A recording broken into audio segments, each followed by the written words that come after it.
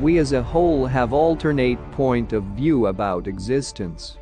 A few of us see positive parts of whatever occurs, while some continue to accuse that life is a struggle.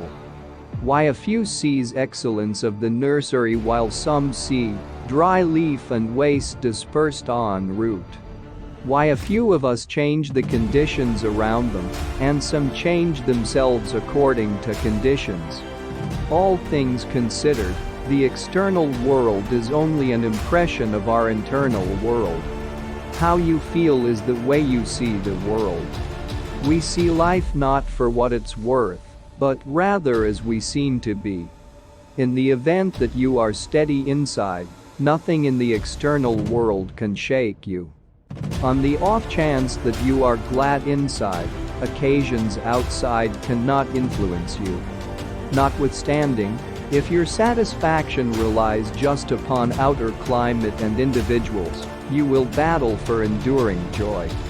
A few people play the round of their life according to their own guidelines, while some just react to the environmental factors.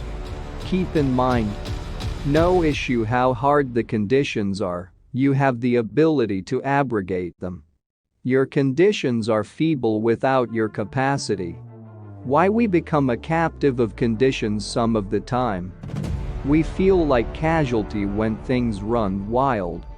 God gives you issue according to your ability, you know. Next time when a test shows up throughout everyday life, think yourself more impressive than the issue. As Charles F. Lummis stated, I am greater than anything that can happen to me. Challenges in life exist to make us solid. When you know this specialty of life, you can manage any test. When you experience challenges, you become an alternate individual. Figure out how to gain from inconvenience and let it go. Everybody has diverse nature on the planet. What makes an individual character, all things considered? Conditions? No. You more likely than not seen individuals with various arrangement of perspectives in similar conditions. What makes one unique in relation to other is their perspective, and the perspective make distinctive lifestyle. Is it true that you are mindful of the intensity of contemplations? Contemplations have a significant effect in the character. They can be damaging and useful. In light of these considerations, we respond or react to the circumstances throughout everyday life. Also, contingent upon the characteristics of musings, our life turn up or down.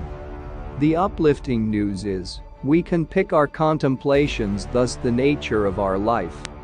When you become mindful of the realities that you can assume responsibility for your brain, you can handle your life. You can carry on with a daily existence of your motivation. You can't generally control your psyche powerfully.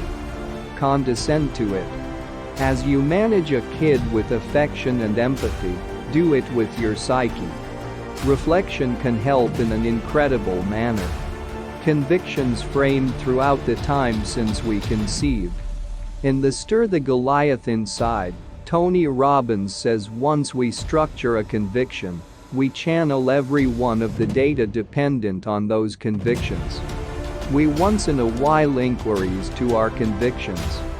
What we accept is more imperative to us than what we see. In the event that you make them limit convictions, you will continue to think little of yourself.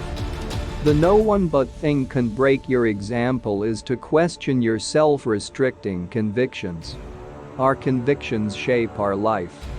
Nonetheless, on the off chance that you accept that you can't accomplish something, you would not ready to do it. The vast majority of the choices we take unwittingly dependent on these convictions.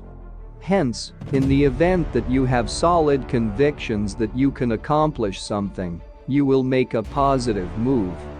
On the off chance that you have question that you can't do, you will in general evade it by rationalizing. Are convictions just dependent on references and encounters of ourselves and different people? We can discover references to help or restrict our convictions. It is fundamental to zero in on the references or encounters to help the conviction that you can do it. So keep yourself motivated. Good luck.